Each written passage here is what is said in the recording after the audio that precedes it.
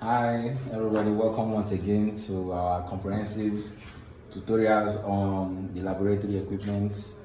This is another important equipment used in the laboratory, and it is called the microhematocrit centrifuge. The microhematocrit centrifuge.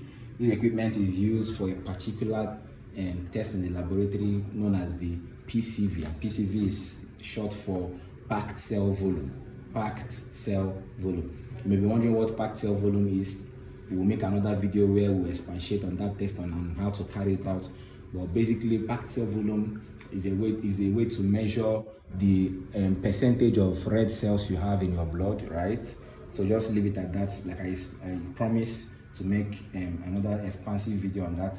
So from outside to inside, these are the knobs and the small ways to control this equipment.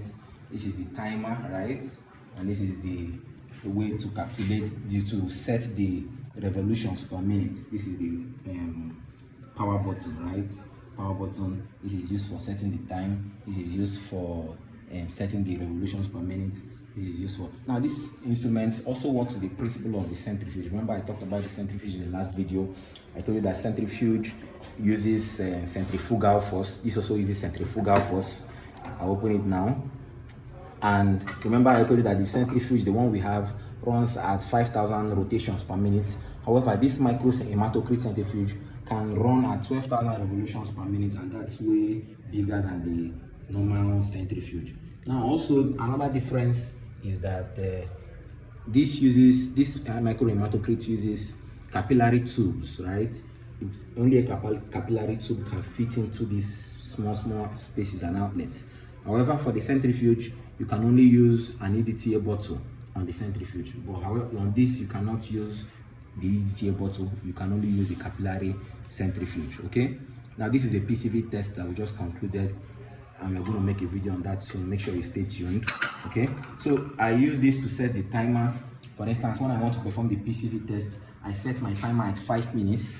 5 minutes is about here. Set my timer at 5 minutes, and then set my revolutions at 10,000. 10,000 is here. So 10,000 revolutions per minute for 5 minutes. So at the expiration of 5 minutes, it goes off, and my test is ready to read. So this is the rotor, right? It rotates just like the centrifuge would do. It rotates. It's called the rotor. And the different numbers here are just a way to denote where I put my sample. So this is sample 1, I put it on sample 1. And then also remember, like the centrifuge, you also need to balance it. So I can balance it at this point. So that's it. This is the lead, this is the rotor. And then this is another one we use to cover it. Because it rotates really fast, there is need that it should be covered for safety reasons and purposes. So I cover it, and then seal it, then it goes in operation. Okay, thank you very much. See you in the next video.